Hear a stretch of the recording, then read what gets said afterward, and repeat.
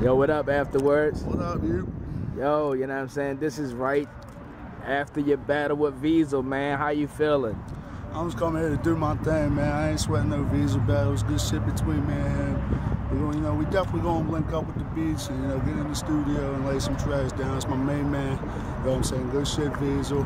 I'm gonna come in here and show these face-off dudes how Smooth TV does it, yo. Because it just seemed like a bunch of fucking bullshit up in here, man. I thought this was supposed to be some big event.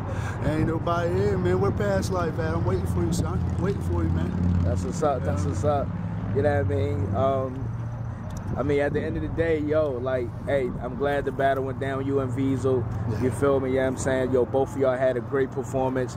You know what I'm saying? Just that somebody had to walk out the winner at the end of the day. Like I said, right, yeah, it's cool, man. It's cool. It was purely like jokes against bars. Now, Veezal, I'm disappointed in you, bro, because I thought you was gonna come with bars, man. That's the only thing I might complain. I thought you was really gonna try to outbar me. You just came with some jokes, man. That's cool and everything, but like I said, man, I think we already knew who the better lyricist is. You know what I'm saying?